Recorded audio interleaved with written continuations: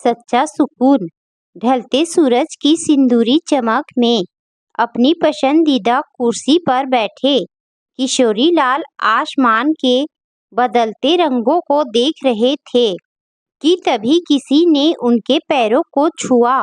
अरे अमन, तुम!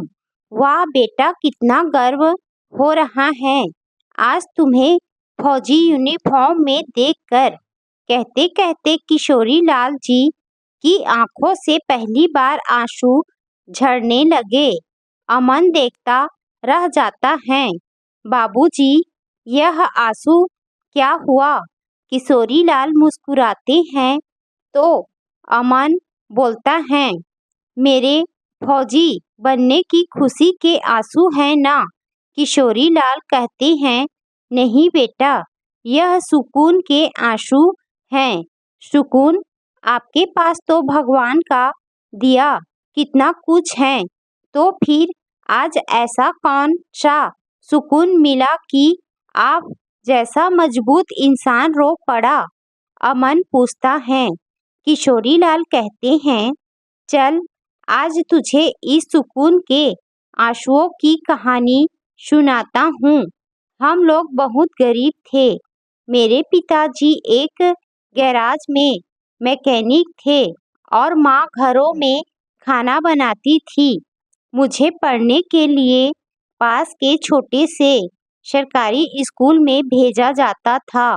किताबें भी मैं दूसरों की पुरानी इस्तेमाल करता था। मुझे पढ़ने का शौक था बचपन से ही। इसी तरह जिंदगी बसर करते हुए मैं बड़ी कक्षा में आ गया। छात्रवृत्ति की परीक्षा पास करके अपनी आगे की पढ़ाई का खर्चा मैंने उठा लिया।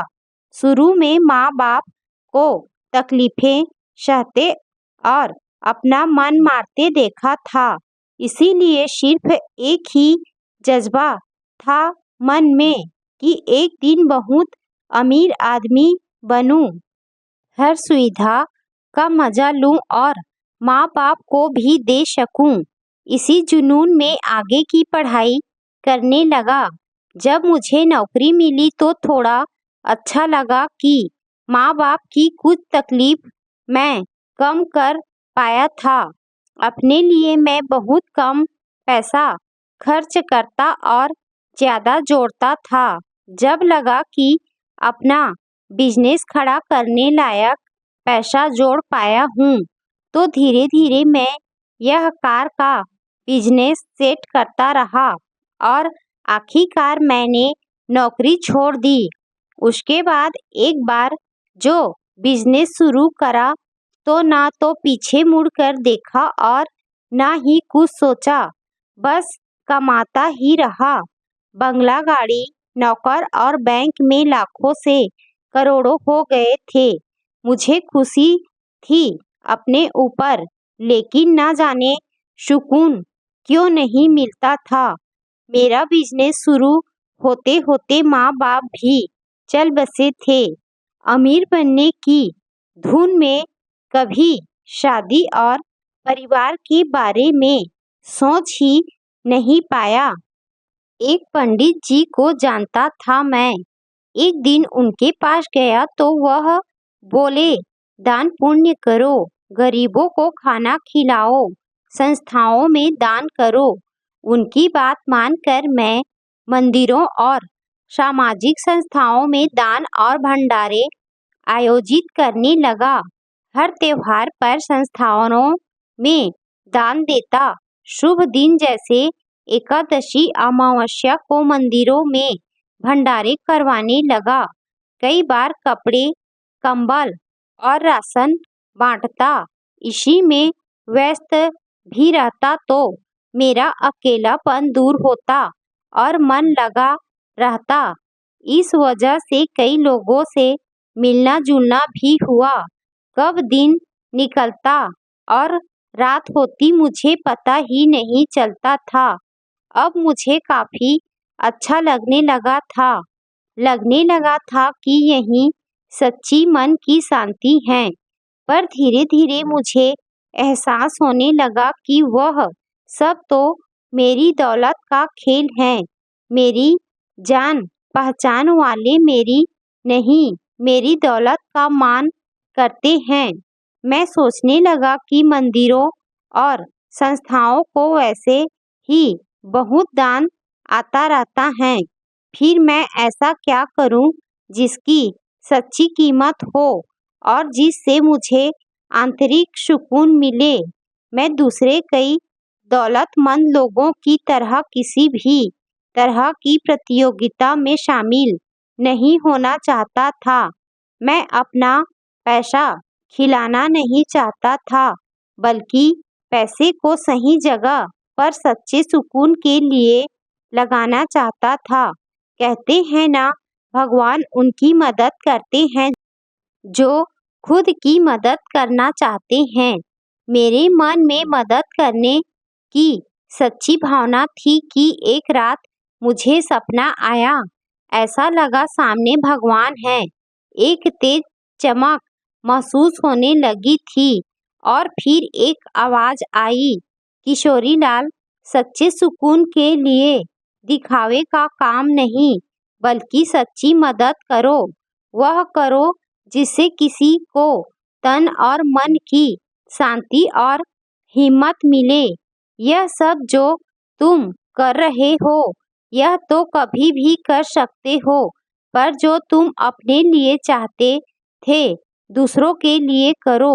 थोड़ा पीछे मुड़कर देखो। यकायक मेरी आंख खुल गई।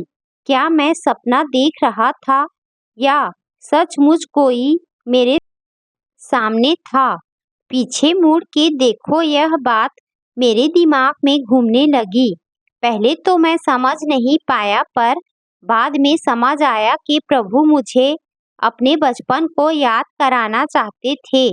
मैं समझ गया था कि उसकी कठिनाई को मुझे याद करना होगा। मैंने अपनी माँ बाप और अपनी हर छोटी बड़ी तकलीफों की एक लिस्ट बनाई और उनको ध्यान में रख कर सेवा भाव रखते हुए काम शुरू करे। लोगों को काम से लौटते समय पानी की प्यास के लिए मैंने कई जगह प्याऊ लगवाए। उनके आराम के लिए बेंच और पेड़ लगवाए। सबसे बड़ी चीज, मेरी शिक्षा के लिए जद्दोजहद करते हुए अपने माँ बाप याद आए। इसीलिए मैं बाजारों में और छोटे सरकारी स्कूलों में जाने लगा। वहाँ पता लगता कि कोई बच्चा है जो दिल से पढ़ना चाहता है, पर पैसे की कमी की वजह से पढ़ नहीं पाता है। मुझे याद होगा, तू कपड़े बेचता था सड़क की किनारे। अमन कहता है, हाँ जी बाबूजी, याद है। शाम को मैं कपड़े बेचता था, सुबह स्कूल जाता था और रात में घर जाकर पढ़ता था। किशोरी लाल बोले, हाँ, यही बात तेरी मैंने कई बार ध्यान करी। जब मुझे विश्वास हो गया कि तू सचमुच मेहनती बच्चा है और तेरे मन में पढ़ने की बहुत इच्छा है, तो मैंने तेरा सारा खर्चा उठा लिया। तेरे माँ बाप ने भी उस कोशिश में मेरी मदद की, कदर करी। बस तेरे बाद मैंने तेरे जैसे कई बच्चों को ढूंढा और उनकी पढ़ाई और नौकरी में मदद करी। आज एक खास बात बताता हूँ तुझे। अमन ने पूछा। वह क्या बाबूजी? किशोरी लाल बताने लगे। एक गाना और उसकी एक खास पंक्ति मुझे सबसे ज्यादा पसंद थी। अमन ने पूछा, कौन सा गाना बाबूजी? घर से मंदिर है बहुत दूर, चलो यूं कर ले किसी रोते हुए बच्चे को हंसाया जाए। किशोरी लाल कहते कहते मुस्कुराने लगे। यह पंक्ति मुझे अपने लिए सच होती नजर आने लगी।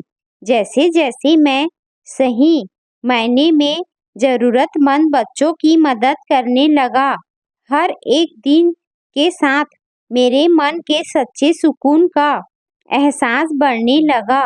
प्रभु की बात मेरे जहन में पूरी तरह साफ हो गई।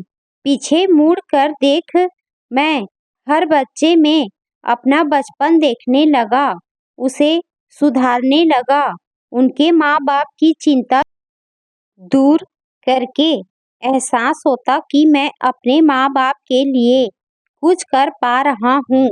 और आज जब तू मेरा पहला बच्चा मेरे सामने देश सेवा का ओहदा लेकर आया है तो सही मायने में सच्चे सुकून की अनुभूति हुई है। यह आंसू उसी अनुभूति का रूप है। अमन किशोरीलाल के पैर पकड़कर उनके पास बैठ जाता है। बाबूजी, आपने मुझे शिक्षा दी, बचपन संवारा, लेकिन आज अपनी कहानी बताकर आपने यह भी सिखाया कि सच्चा सुकून पैसे लुटा कर सेवा करने में नहीं बल्कि किसी और के चेहरे पर मुस्कान लाने में है।